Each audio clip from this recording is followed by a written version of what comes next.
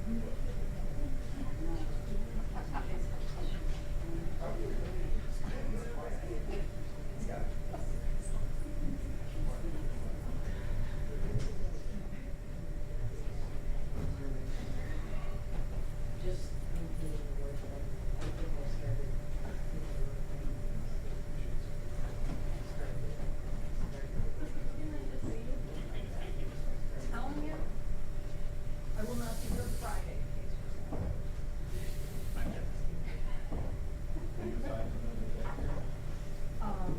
Yes.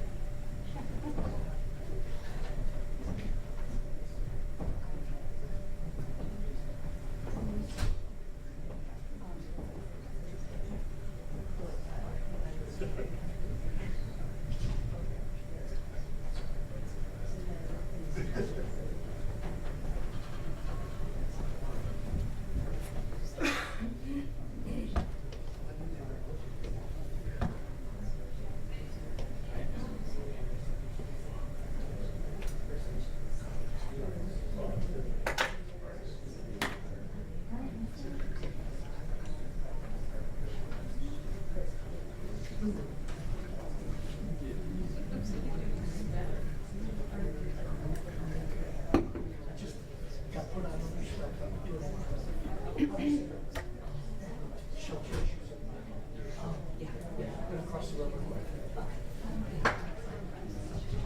Gotta get in sometime and talk. I'll send you with my requests. Yeah, and it's just been so busy anyway, but. I'm sorry. It's just been so busy, I just had to around, but I should wonder. Yeah, that's why I didn't even bother.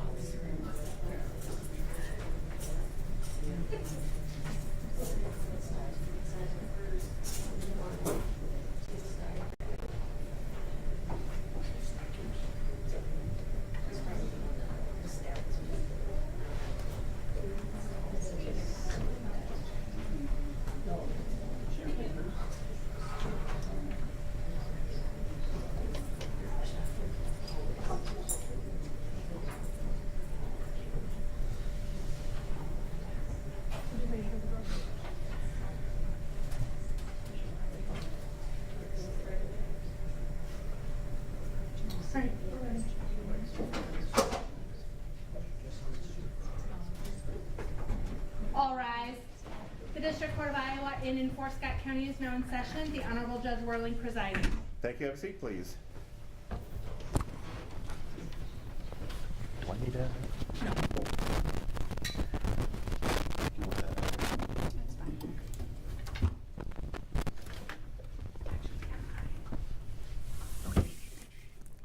Gotta watch you like a hawk.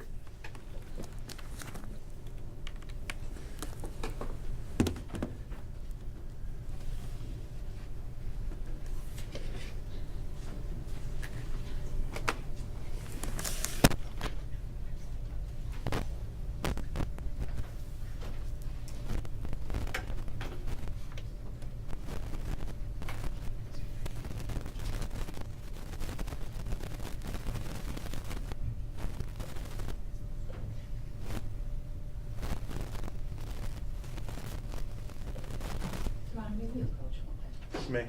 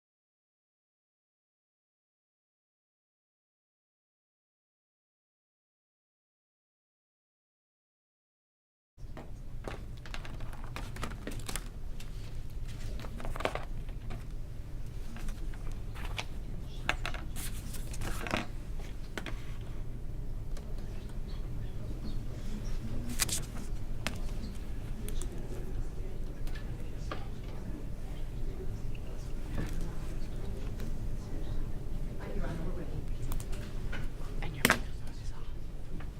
Yeah.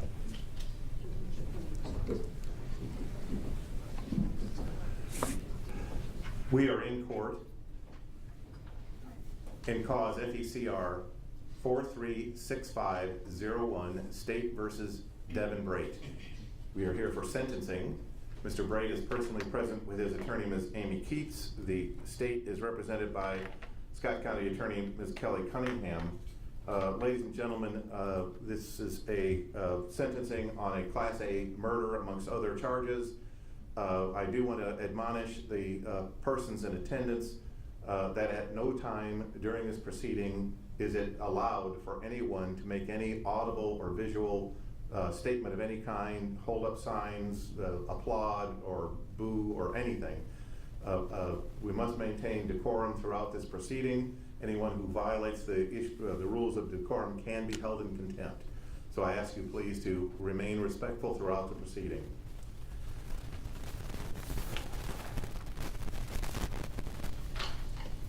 The file reflects that on July 11 of 2025, the jury returned a verdict in this matter under counts 1, murder in the first degree, count 3 and 4, a simple misdemeanor assault, count 7, going armed with intent, count 9, use of a dangerous weapon in the commission of a crime, counts 11 and 12, abuse of a corpse, count 13, arson in the second degree, and I believe it's count 14, possession of a controlled substance, third offense. We did have some renumbering of the trial information. Is that accurate, Ms. Cunningham? And give me a moment, Your Honor. Certainly. Count 14 was arson in the first degree. So we've got abuse of a corpse for count 12 and count 13. I believe we did do some renumbering, but then arson in the second degree, is that what you indicated? No, I think we're off. Let me just look here again. Okay. I have 11 and 12 were the abuse of a corpse charges. 13 was arson in the second degree. Originally, 14 was the dominion and control of a firearm, which I believe was dismissed by the state. That is so correct, Your Honor. 15 becomes 14, and 15 had been possession of a controlled substance, third offense, which then became 14. Okay, that is correct, Your Honor. Thank you.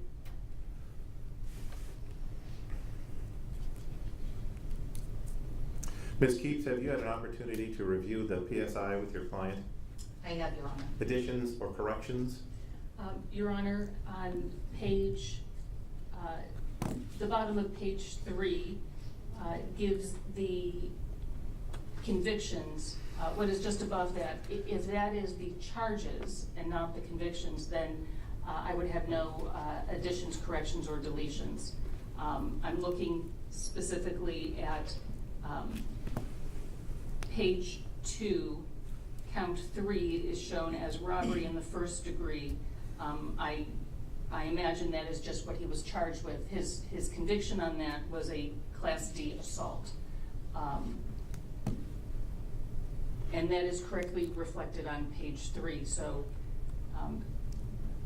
that would be my one possible correction.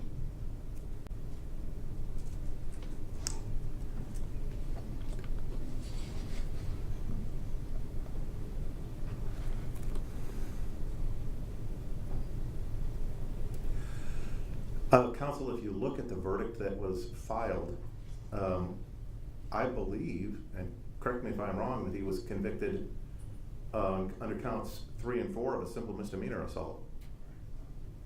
Am I mistaken?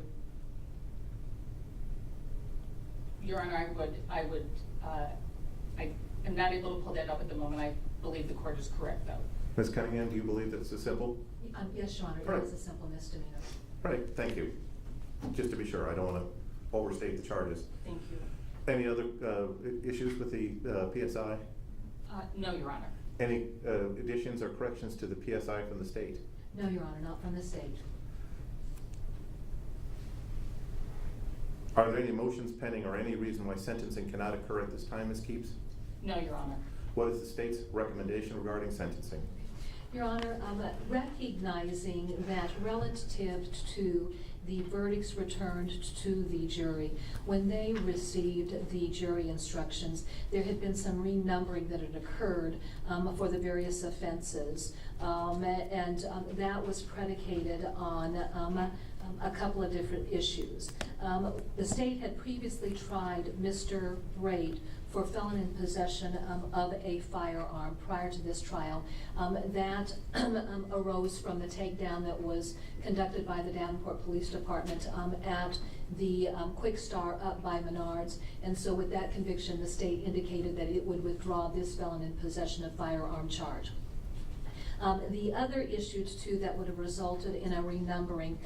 In this trial information, both Ms. Blake and Mr. Braet were charged as co-defendants. So what would have been the original count 15, that would have been a possession of a Schedule II controlled substance, second or subsequent offense, that applied to Ms. Blake for purposes of this record, and of course the parties recognize this. When the trial initially started, it ended up resulting in a severance. And so given that she was found guilty in her trial, that was the other reason why we have a renumbering for counts. So I just state that for purposes of the record because presumably there will be an appeal, as there always is in these particular cases. And we just have that opener on the sentencing record so that then the parties are aware of that and then they can understand the recommendations that are being made and how they correlate with the various offenses. So as to count 1, the jury returned the verdict of guilty to murder in the first degree. The state recommends that Mr. Braet be committed to the Director of Adult Corrections for the indeterminate term, well, not the indeterminate term, for life. This is a Class A felony, and it is not one that is subject to any type of parole. It is a conviction for life, and that would apply to the victim, Brian Goodwin. As to count 3, the jury found Mr. Braet guilty of the lesser included offense of assault under robbery in the first degree, and that would involve the victim, Brian Goodwin. The state recommends that he be sentenced for a period of 30 days incarceration, and I believe that there is the fine of $105 that goes to that. As to count 5, the original charge being assault while participating in a felony causing serious injury, and the jury came back with the charge of assault for Brian Goodwin. Again, the state recommends that he be committed for a period of 30 days and the fine of $105. As to count 7, and that would be the renumbered count 7 that went to the jury, that would be the charge of going armed with intent. He is an habitual offender. The state did set forth the habitual offender sentencing enhancement on the trial information, and then he did acknowledge that he was an habitual offender. The state recommends that he be committed to the Director of Adult Corrections for the indeterminate term not to exceed 15 years. Obviously, as a habitual offender, and I just speak to this, as a legal issue, because with him being sentenced to life in prison, it really is of no import, but he would be required to serve a minimum of 3 years. That would be subject to good time if he, before he could be paroled on that particular issue. Going to count 9, and that would be the use of a dangerous weapon in the commission of a crime. Again, that goes to the victim, Brian Goodwin. That is an aggravated misdemeanor. The state recommends that it be committed to the Director of Adult Corrections for the indeterminate term not to exceed 2 years. There is the fine of $855 that applies to that as well. As to count 11, abuse of a corpse. That was a Class C felony that was charged as an habitual offender, so the state recommends that he be committed to the Director of Adult Corrections for the indeterminate term not to exceed 15 years, and again, since he's being sentenced as an habitual offender, no fine would apply to that. As to the renumbered count 12, abuse of a corpse, the Class C felony is an habitual offender, and this would involve the victim, Amy Smith. Again, the state recommends that he be committed to the Director of Adult Corrections for the indeterminate term not to exceed 15 years, with no fine being imposed since he's being sentenced as an habitual offender.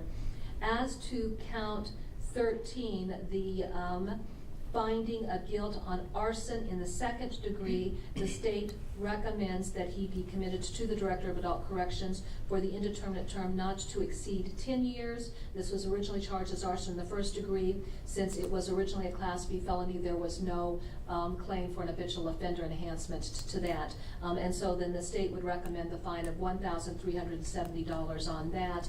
And then going to the renumbered count of possession of a Schedule II controlled substance, third or subsequent offense involving methamphetamine, that would make it the Class D felony. And again, the state recommends that he be committed to the Director of Adult Corrections for an indeterminate term not to exceed 15 years. And again, because he's being sentenced as an habitual offender, there would be no sentence that would, or no fine that would apply to that. As to all of these counts, the state is recommending consecutive sentencing. When it comes to the recommendation of consecutive sentencing, the state certainly recognizes that he's going to be spending the rest of his life in prison. But the nature of the offense that was committed and the impact that this crime had on the family of Brian Goodwin, but even the impact that this behavior of the defendant had on the family of Amy Smith and the community is one that is significant. The conduct was very egregious, and so this really is one of those circumstances that the state believes that consecutive sentencing is appropriate because it addresses the gravity of the crimes that were committed and how horrific those crimes were. Beyond that, Your Honor, the state has had an opportunity to review the pre-sentence investigation report. Certainly the state's given consideration to what we have in the pre-sentence investigation report. And one of the things that was documented in the pre-sentence investigation report that really, I think, lends an understanding of the type of behavior we saw Mr. Braet engage in this particular instance. This young man has a criminal history going back to 2001 and starting with arson in the second degree and criminal trespass. And so then if you stop and you look at his juvenile history, we've got possession of alcohol, disorderly conduct, but we've got an animal torture case, we've got burglaries, we've got a number of different offenses leading from his juvenile years even into his adult years involving assaultive behavior. I mean, I could go through and I could recount everything, but I mean, there is that history of just a lack of regard for the rights of others and an ongoing history of engaging in abusive behavior of individuals, as well as the combination of his involvement with controlled substances, which was certainly a factor that was talked about in this particular case. And then when we get to December of 2011, we had the federal prosecution of Mr. Braet, where he had pled guilty and he was sentenced to conspiracy to distribute at least 28 grams of a mixture and substance containing cocaine base and a quantity of heroin. And then even after that, following his release from federal prison and then being on probation, we've got the firearm possessions, and then shortly thereafter we've got the commission of these particular offenses. So with that being said, the state believes that looking at the scope of his life, the behaviors that he's engaged in, this is an individual who is a significant danger to the community. And the recommendation of the state is one that the state asks the court to support. Beyond that, Your Honor, I would note this. I did also in the trial information set forth a sentencing enhancement for use of a dangerous weapon. So if an individual is involved in the immediate possession and control of a dangerous weapon, or that is displayed in a threatening manner, or they were armed with a dangerous weapon or participating in a forcible felony, there is a mandatory minimum that he would be required to serve, recognizing certainly that murder in the first degree is a forcible felony. And under section 902.7, I think that that requires that an individual serve a mandatory minimum 5 years, and that's not even subject to good time. And for victim restitution, would you like me to address that issue now, Your Honor, or just wait? Oh, let's wait. Okay. And there are family members when the time comes who would like to make statements to the court. At what time would you like to have the victims make their presentations? Your Honor, it's my understanding that procedurally now they will make statements after the parties make their recommendations to the court. Thank you. Ms. Keats, does the defense wish to make a recommendation? I would, Your Honor. Let me just start by directing the court's attention to the order nunc pro tunc of July 11th. It is docket number 2436. For reasons already stated, there's been some significant confusion regarding count numbers, and my understanding from the order nunc pro tunc is that Mr. Braet was found not guilty on count 4, which had been the robbery, and so the simple assault on count 4, I believe he was not convicted of. No, it would be just the assault on count 3 and the assault on count 5, just Correct. in case counsel was confused. I was. Yes. Three and 5, not 4. Okay, thank you, Your Honor. You're welcome. Your Honor, we would ask for the minimum fines. We would ask that all of these counts run concurrent to each other. We fully expect the court will order a conviction on all of the, excuse me, not a conviction, a prison sentence on all of these. I would point out specifically for the court that abuse of a corpse in both decedents and arson were all the same act. And so particularly with respect to those, that would be an additional reason why we would ask for those matters to be concurrent to each other. I may have misspoken. We are asking all counts to be concurrent to one another, but specifically on both abuse of a corpse, on both decedents, and the arson in the second degree, because those were all committed from the same act. We ask that those specifically have that additional reason for being concurrent. Thank you. Thank you. Does your client wish to address the court? No, Your Honor. Thank you. Ms. Cunningham, do you wish to have the victims make their presentations at this point? Sure. Would you Your- call them? Yes, Your Honor, the state would call Deanna Goodwin to the stand. She is the mother of Brian Goodwin.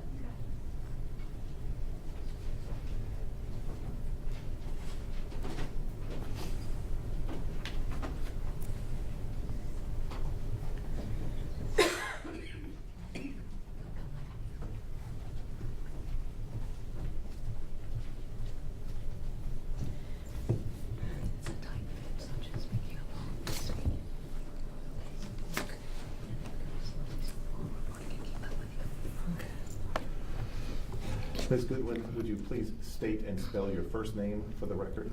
Deanna, Deanna. My last name is Gott, Gott. Thank you for that correction.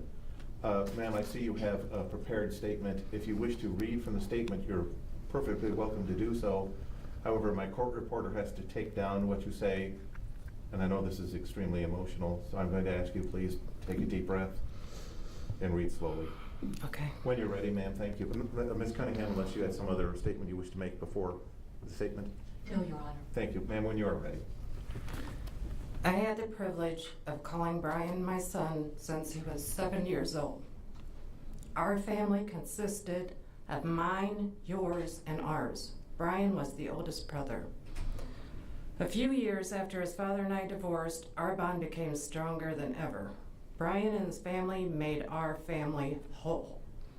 This was and is our family.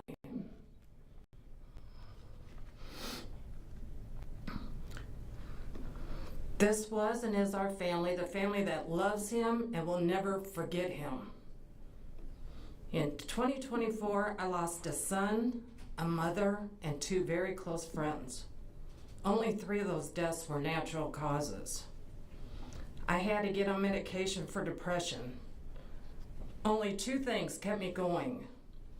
I knew I had to be strong for my kids, and I wanted to make sure justice was served for my son's brutal murder.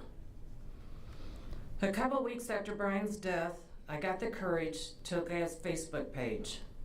At the time, it was the closest thing I had to be near my son. I seen a post that really stuck with me. It said, "When you die, God isn't going to ask you about someone else. He won't ask you about the 2 men down the street who got married. He won't ask you about the girl who had an abortion. He won't ask you about the atheist who lives on the corner. He won't ask you about the woman who feels more comfortable as a man. He will ask you how you love those people as you were called to do, and some of you didn't." That was 100% Brian. He loved everyone. If I ever needed anything, I knew I could call him and he'd be right there. As a parent, I sat here for all the first trial and some of this trial. I saw pictures that no parent should have to see. I listened to lies and I had to be silent. I watched as attorneys and a defendant laughed and joked around, knowing all the time that I didn't even get the chance to have a proper burial for my son. I couldn't even tell him goodbye. These ashes are all I have left of my son. And you still live on. I am not here to offer forgiveness. For the 2 people that brutally murdered my son and Amy, I wish I could ask for the death penalty. Your lives mean as much to me as Brian's and Amy's meant to you. It's sad knowing that you could have lived your life any way you wanted, and this is what you chose, to be a murderer. Brian and Amy will live in our hearts forever. They will never be forgotten. Your friends, your family will move on, but you will not. Every night you will look at your forced cell walls knowing that's all you have left. This is the pathetic life you chose. And now, just like Brian and Amy, there's no escape. I hope you have the life and death Objection. you so deserve. Was it worth it? Ma'am, sorry. Objection, counsel? Your Honor, I would respectfully ask that the victim impact statements remain limited to the effect on the victims. That the code does not permit the wishes for the defendant's life in the future pursuant to Iowa Code 915.21. Thank you. Ma'am, I'm done. you're done? Very well. The victim is done with her statement at this point. The court thinks it's irrelevant to make a ruling on the objection. The objection, therefore, is overruled.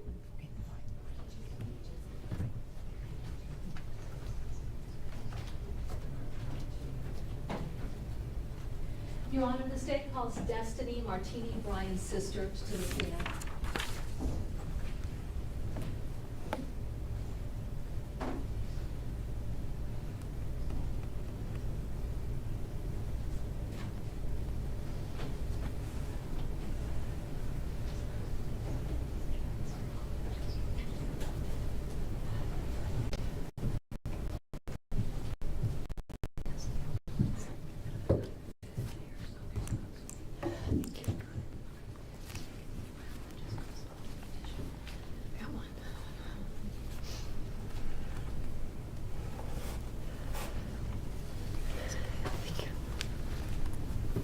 Ma'am, would you please state and spell your name for the record? Destiny, Destini.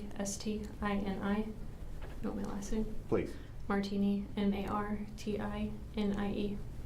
Ma'am, likewise, I see that you have what I believe to be a prepared statement, which is fine. Again, I'm going to ask you to please take a deep breath. This is very difficult, I understand. And please give your statement slowly. If you're going to read slowly. Thank you, ma'am. When you're ready, go ahead.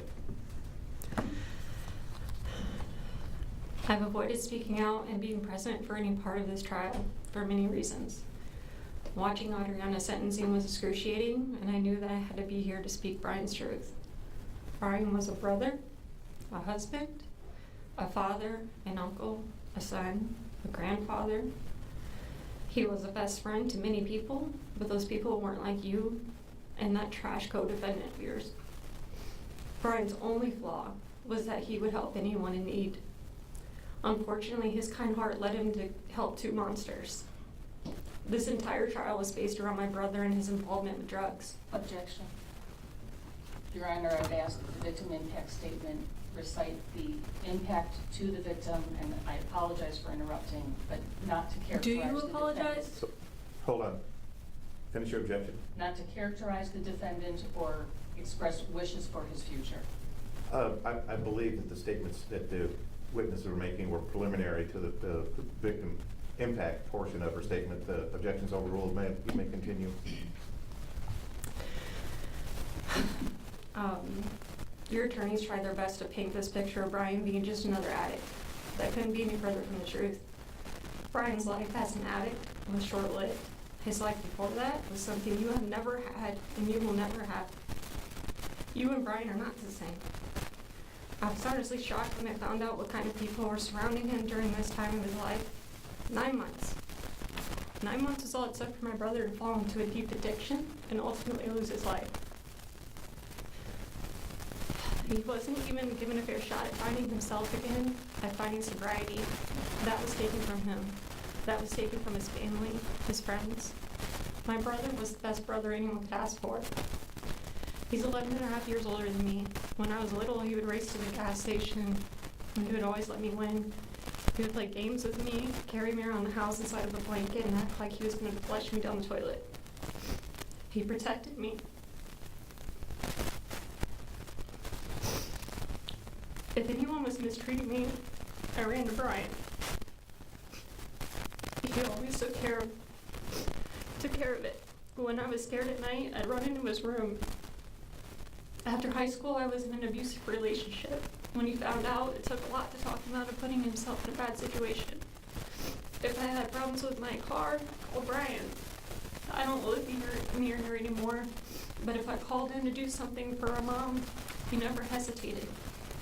He went to 2 stores while he was sick to find her a cake that I wanted to get her. He was always there. Over the last few years of his life, I talked to Brian frequently. We were both going through things and leaned heavily on each other. I was 3 hours away, but he was always just a phone call away. We would spend hours on the phone at times talking about life, the past, the present, the future. He gave me advice that nobody else can replace. He gave me comfort that nobody can duplicate. He was my rock. We were so much alike in so many ways. I would often call him and just ask if he liked a certain food that I didn't, and sure enough, he didn't either. Even the popular things like QC pizza and cornbread. I had 3 people I could always count on. My mom, my grandma, and Brian. Brian's addiction isn't my story to tell, but I can tell you that wasn't even a fraction of his life. He was married to a wonderful woman, raised 3 amazing boys that he had custody of, and had a great job with the county. He had every opportunity to turn out like our father, and he didn't. All this to say, just because someone has a perfect life and everything in the world going for them, that doesn't mean that one mistake cannot lead to the hole that addiction can have. I knew Brian had struggled. He came to my house to detox about a year or so before his murder. He wanted to get clean. At the time, meth was not in the picture. He had a lot of changes happening and the hurt of losing our father. When he stopped answering my calls and calling me, I honestly thought it had to do with his girlfriend. I had no idea that he was struggling the way that he was. On August 17th, he told me that his life had went to hell. I truly believed he was talking about his relationship and his marriage. For the rest of my life, I'll have to live with regret that I didn't reach out to him and find out what was really going on. My brother was suffering, and I didn't even know.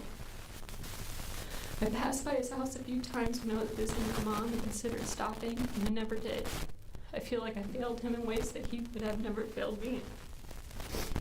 At the same time, his lack of communication was likely another attempt at protecting me from his situation and from people like you.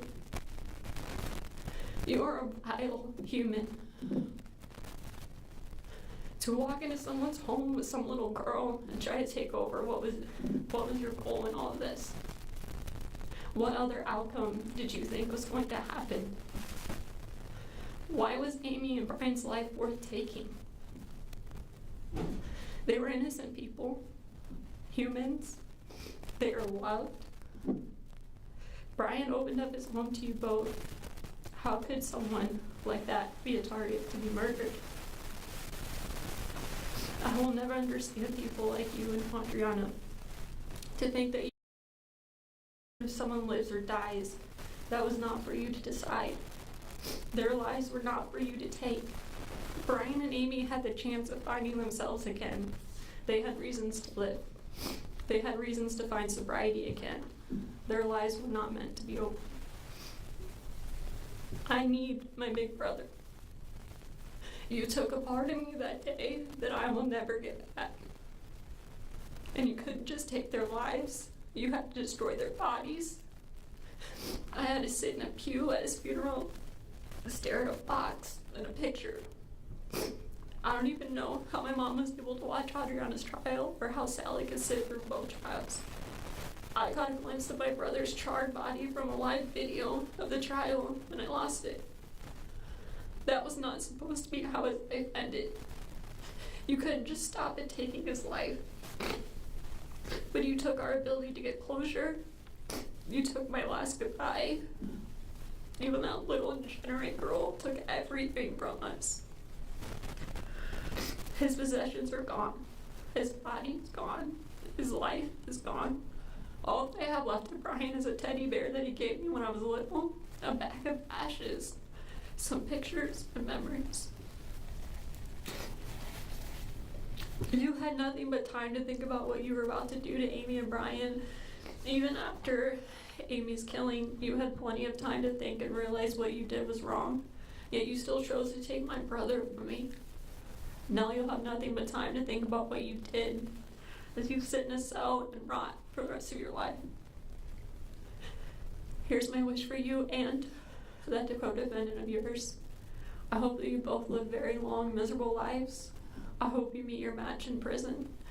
I hope you're tortured and have to Objection. live through it. Counsel? Same objection, Your Honor. The court understands the objection, and the court will take into consideration the statutory requirements for victim impact statements in its sentencing in this matter. The victim can continue. Go ahead, ma'am. Day in and day out, the thing about people like you, people start to forget you even exist. You're locked away, sitting in a cell, rotting. The news will stop covering the story. Your friends will stop writing and calling you. Family will start making excuses on why they don't visit, or maybe they won't visit at all. However, Amy and Brian will never be forgotten. They will be remembered forever. They were and will continue to be loved. You and Adriana will be forgotten. Your names will never be spoken from the outside of those cell walls again. Last thing, fuck you. I hope you rot in hell. Objection, Your Honor. Your Honor, not only is the victim impact statement supposed to help the court and guide the court in its ruling, it is what the defendant is required to listen to, and he has rights, and he should not have to sit here and listen to such statements with the license and consent of the system. The purpose of the victim impact statement is to elucidate the court as to the sentencing options before it. The defendant has been convicted of a murder in this case, and the outrage of the family members at that murder is not an appropriate factor for this court to take into consideration. The court will not take that into consideration. However, the court will allow the victims to speak. Thank you. Ms. Cunningham, any further victims? Yes, Your Honor. The state calls Amy Smith to the stand. That would be Amy's mother.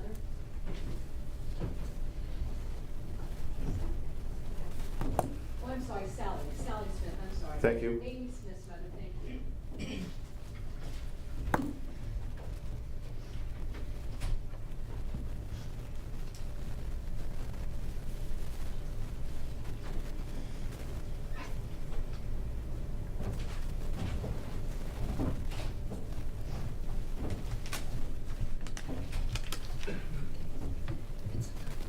Thank you. Yeah, probably. You want to please the box over, counsel? Thank you. Okay. Ms. Smith, when you are ready, speak slowly, please. Okay. I thought I would have more time. I miss her. She was a beautiful person and she loved fiercely. She was a daughter, sister, niece, and most importantly, a mother. Her daughter is here with me. Her name's Violet. She's 14. She wants her mom. But you took her. You just took her. Why? I don't get it. I know that I'm supposed to just speak on the abuse of a corpse because you were not convicted of her murder, but I just don't understand how any person can do such a thing. She was a great friend. She put others first. She was generous. She would give you her last dollar if you needed it. I saw what you did to her. So evil. Pictures I had to look at, no mother should ever have to see. How could they? If I could talk to her one more time, I would tell her how much I love her. And I hope she knew that. See, I didn't see my daughter for several years because of her addictions, but I had faith that she would get clean and we would reconnect with her kids, her sisters. We all miss her so much. And Violet, she's got a lot of anxiety. She doesn't like to leave the house. In fact, I got her here today, but she basically stays in the house all the time. She She's not even going to school. She's doing online school because she just doesn't like to go out. She's afraid. She has so much anxiety. It's ridiculous. But anyways, she just wanted to say, why? Why did you do this to my mom? I never got to see her and say goodbye. That's about it. Thank you, Mary.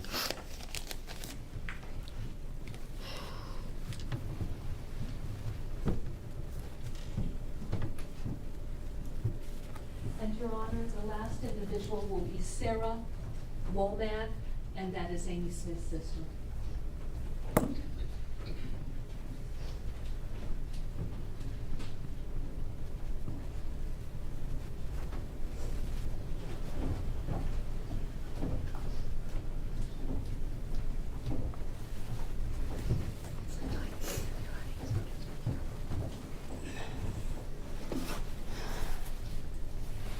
Ms. Womack, would you please spell your name for the record? Sarah, S-A-R-A, Womack, W-O-M-A-C-K. Thank you, ma'am. When you are ready, please go slowly.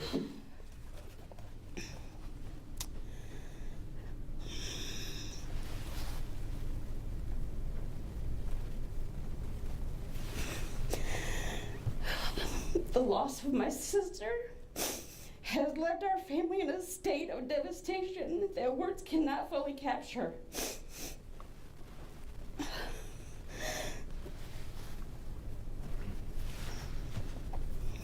The pain we feel is overwhelming, lingering with us each day as we attempt to find some measure of comfort and peace. Her laughter, her kindness, and her love were all taken from us in an instant, so suddenly and violently. That emptiness she leaves behind feels impossible to fill.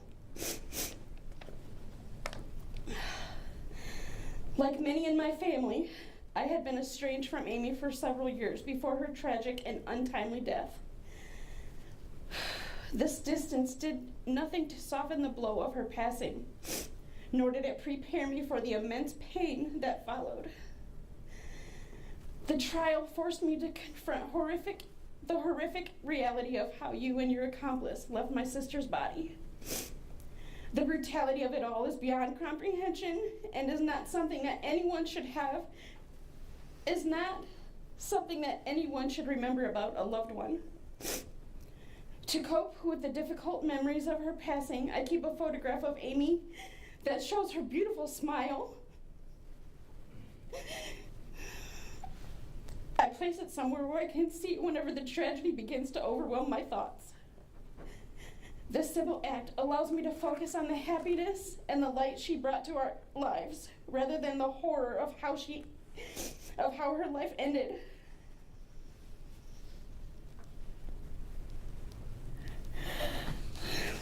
I make a conscious choice to remember Amy as she was before her life took a difficult turn. Throughout this ordeal, it seems that the only thing anyone has wanted to talk about is her struggle with addiction. But our family knew and cherished a very different person than the one described throughout the trial. To us, Amy was a beautiful soul, a wonderful friend, and a devoted mother to her 3 children. Her memory continues to live on in the hearts of those who truly knew her. It is this Amy, full of love, warmth, and life, that I choose to hold on to and remember. Since her traumatic death, I have begun to suffer from anxiety and terrible insomnia. Concentration has become a struggle, affecting not just my home life, but also my work. It has now been 1.5 years since you took her from us, and the pain does not fade with time. Each day it feels as though I wake up in the same unending nightmare, and the grief remains as raw as ever. Given the gravity of your actions and the irreparable harm you have caused our family, I respectfully ask the court to impose the maximum sentence permitted by law. The harshest punishment available is the only measure of justice left for us to hope for. Even so, it cannot truly balance the loss we have suffered, as it still allows you to continue living. Your attempt to evade justice by fleeing was rewarded by the diligence of the Devon Police Department. And now a prison cell measuring 6 by 8 feet will be your reality for the rest of your life. This is the consequence you must face for your actions. Thank you, ma'am.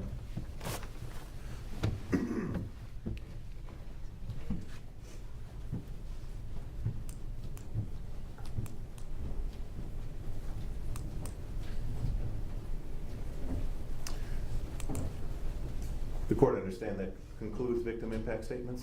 That is correct, Your Honor, and then the state does have information relative to restitution. Let's take that up now. Okay, all right, Your Honor.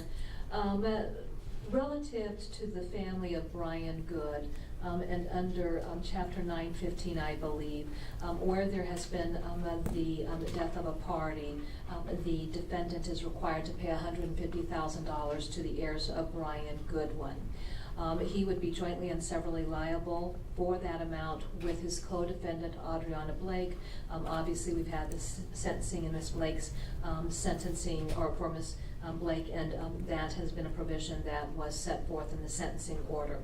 As for the heirs of Brian Goodwin, that figure then would involve a distribution to the following individuals: Sarah Goodwin in the amount of $75,000, Bryson, B-R-Y-S-O-N, Tigges, T-I-G-G-E-S, in the amount of $25,000, Seth Goodwin in the amount of $25,000, and Caleb Goodwin in the amount of $25,000.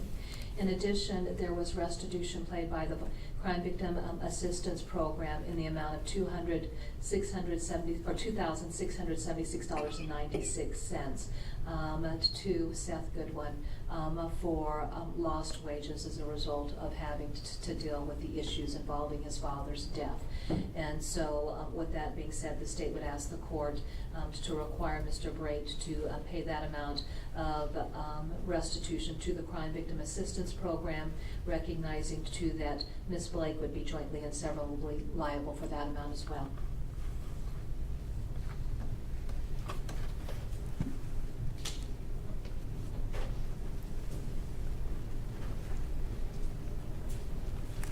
Does the defense wish to be heard as to restitution?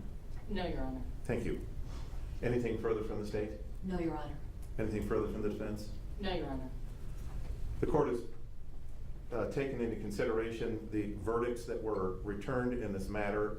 The court also has heard the statements of the victims that have been presented. The court specifically comment that the court is not influenced in its decision regarding the sentence as to statements of vengeance or outrage from the victims. There are statements as to personal loss, and the depth of the personal loss are deeply moving to the court, and the court does take those into consideration in its sentencing.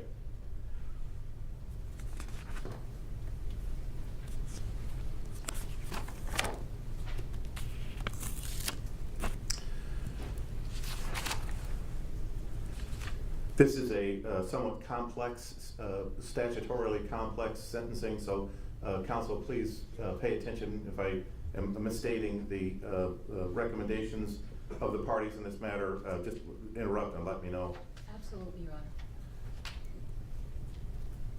Mr. Braet, pursuant to the verdict of the jury in this matter, returned on July 11, 2025 as to count 1, it is the judgment and sentence of the court pursuant to the verdict of murder in the first degree in violation of 707.2 of the code that you be committed to the Iowa Department of Corrections pursuant to 902.1 of the code for the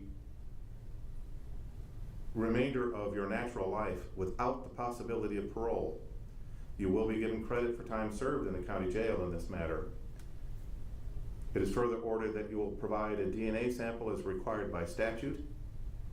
There is no fine as to count 1.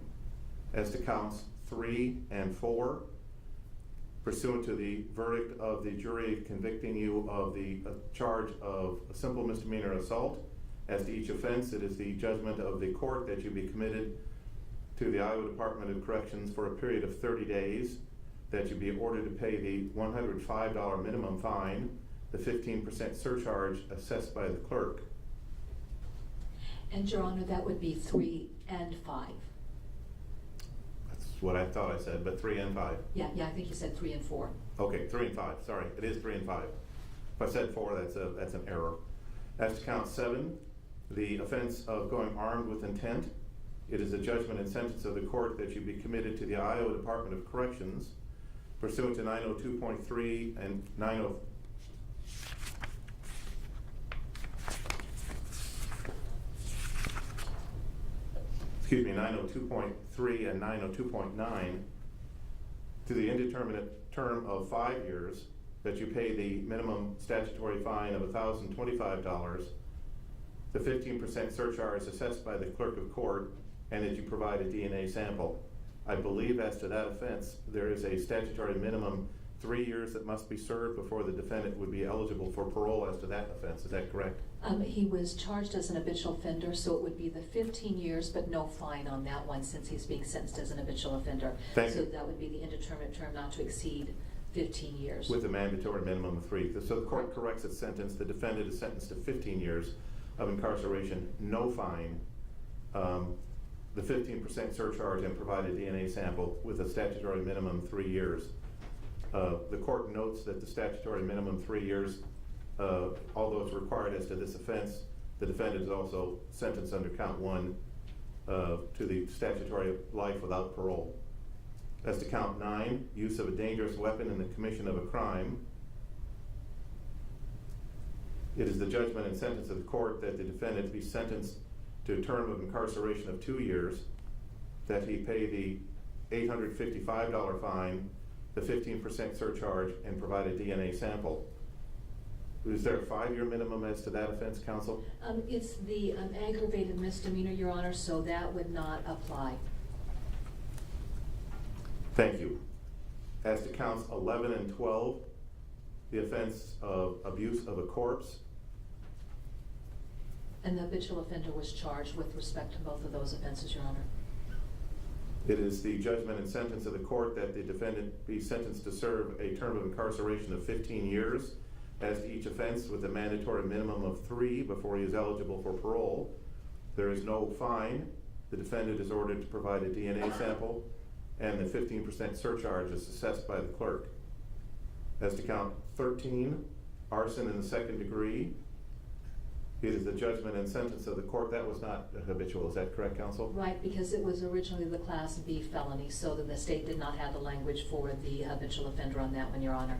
It is a judgment and sentence of the court that defendant be sentenced to serve a term of incarceration of 10 years, pay the minimum $1,370 fine, the 15% surcharge assessed by the clerk, and provide a DNA sample.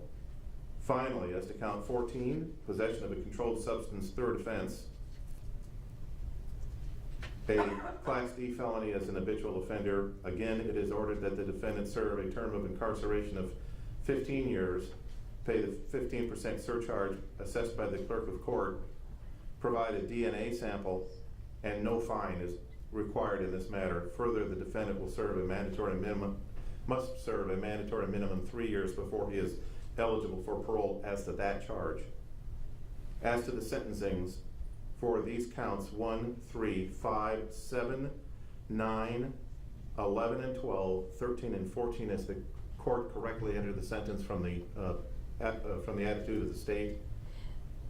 Yes, you have, Your Honor. And then also there's the enhancement for use of a dangerous weapon under 902.7 that requires the imposition of the mandatory 5, and that's a hard 5 that would apply to the forcible felony. The court amends the sentence as to count 9 to require a term of incarceration of 5 years before the defendant is eligible for release. Wait a minute, count 9 is the aggravated misdemeanor, counsel. Yeah, our forcible felony will be the murder in the first degree. For all practical purposes, it has no import, but it was a sentencing enhancement that I had charged, recognizing that if the jury had come back on other forcible felonies, it would have application. Thank you. Ms. Keeps, the sentence is, I'm not asking you if you agree that the sentence is proper, I'm asking if it is legal, if there are any other errors that need to be corrected before the court proceeds. Your mic is off. No errors, Your Honor. Thank you, counsel. That I'm aware of. Thank you. Thank you.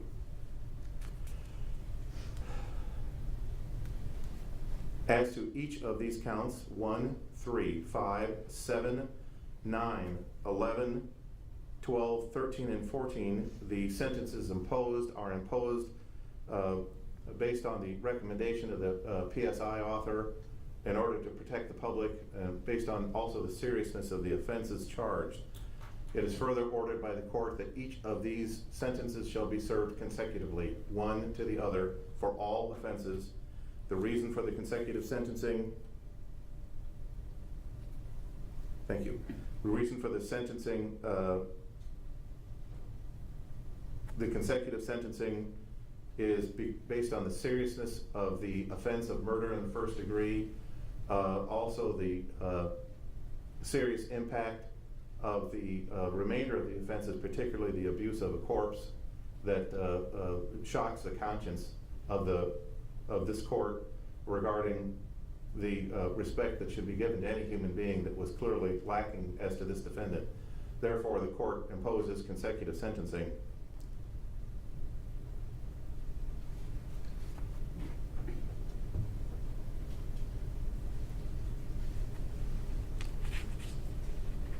Ms. Cunningham, I just want to be sure as to the possession of controlled substance offense, the final offense for which the defendant was charged. My notes indicate that was count 14 in the trial information. Was it 14 or 15? It was actually 16, but with the state withdrawing the felon in possession of firearm, and since count 15 applied to Adriana Blake for possession of a Schedule II controlled substance, when it was renumbered, it went to the jury as count 14. Ms. Keeps, do you agree? Your mic's off. Sorry?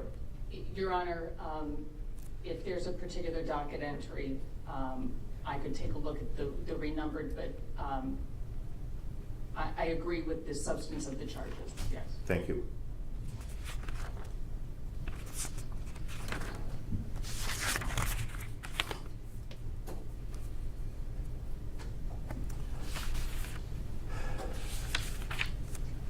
Your Honor, the amended trial information is D1450.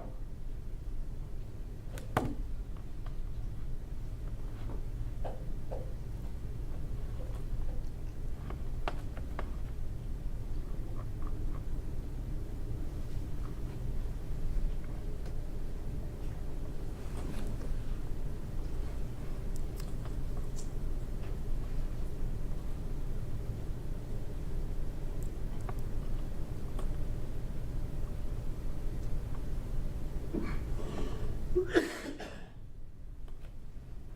there may be another one.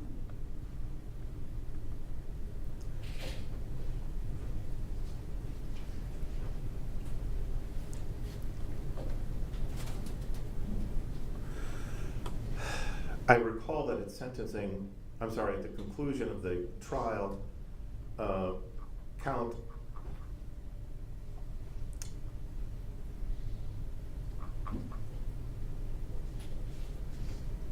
$15, which was the possession of a firearm as a felon, was dismissed at the motion of the state. Does that comport with the defense's recollection? It does, Your Honor. All right. For purposes of the clarity of the record, count 16 in the amended trial information referenced by the defense is treated as count 14 for purposes of sentencing, just for clarity purposes. I think that's the best we can do at this stage. All right. Pursuant to Iowa Code Section 910.3b, because the defendant was convicted of a felony that resulted in the death of another person, You are hereby ordered to pay victim restitution in the amount of $150,000 to the victim in this matter. As indicated by the state, that $150,000 will be divided as follows: to Sarah Goodwin, $75,000, to Bryson Tigas, $25,000, to Seth Goodwin, $25,000, and to Caleb Goodwin, $25,000. Further, that the defendant will pay victim restitution to the Crime Victim Assistance Program in the amount of $2,676.96. And Ms. Keeps, I apologize. I should have asked you first if the defense agrees to those amounts and sums to be paid in this matter, or do we need to set that for a further hearing? No objection, Your Honor. Thank you, counsel. The defendant has been ordered to pay the minimum statutory fines as to the various offenses herein. The court waives the payment of all of those fines for the reason that that will allow any payments that the defendant makes to be paid to victim restitution rather than to fines. So the payments will go to the victim restitution as indicated. It is for. Oh, I'm sorry, I would note that we had initially put in a restitution order, but we made corrections to it, so we just submitted a restitution order that sets that forth for the court just to review and approve. Very well, thank you. It is further ordered that defense counsel shall file a notice of appeal within 30 days of today's date. Upon the filing of the notice, defense counsel is released from representation herein, and the Iowa Appellate Defender's Office is appointed to represent the defendant. Due to the indigency of the defendant, it is ordered that a transcript of all proceedings in this matter be made available to defense counsel at the expense of the state of Iowa.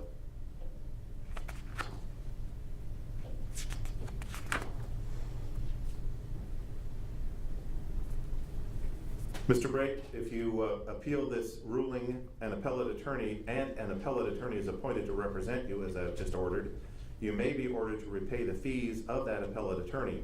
When a claim for fees is submitted at the end of that appeal, the court will determine your reasonable ability to repay those fees.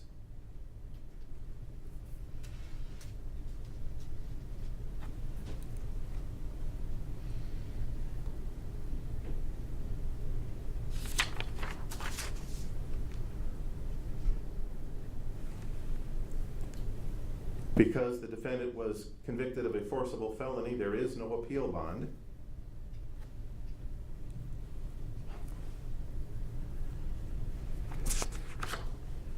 And Mr. Braet, these are your appeal rights. Sir, you have the right to appeal your sentence to the Iowa Supreme Court. To do so, you must file a written notice of appeal with the clerk of court within 30 days from today. Failure to file a notice of appeal will be deemed a waiver of your right to appeal, and you will lose that right. If you wish to appeal and you are indigent, you can make application for a court-appointed attorney and a transcript of these proceedings at the expense of the state. However, all of this must be done within 30 days of the time limit, within the 30-day time limit I have just indicated. Further, the court has already ordered defense counsel to file that notice of appeal and ordered the appellate defender to represent the defendant as to that appeal.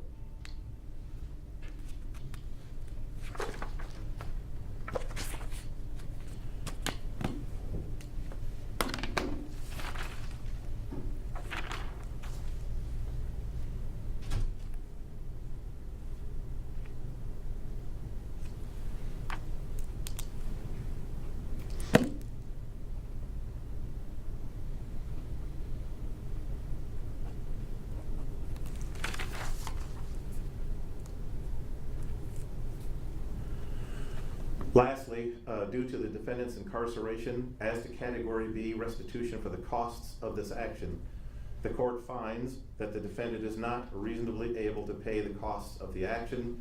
The court sets his liability for Category B restitution at $0. Again, so that any payments the defendant makes will go primarily and principally to victim restitution. Ms. Cunningham, as to the sentencing, is there anything the court has neglected or overlooked? No, Your Honor. Ms. Keeps, is there anything that the court has neglected or overlooked? No, Your Honor. With that, we are adjourned. Thank you. Your Honor. Then, Your Honor, do we turn our PSIs into the court? Yeah, if anyone has a PSI, return it to the court, yes, please. Thank you, Your Honor.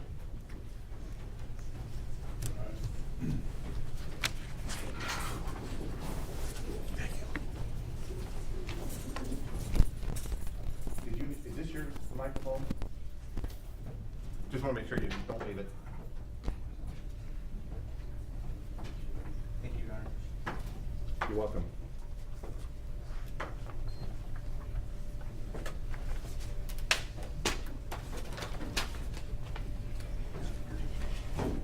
Thanks. Yeah, it's a mess. That's okay.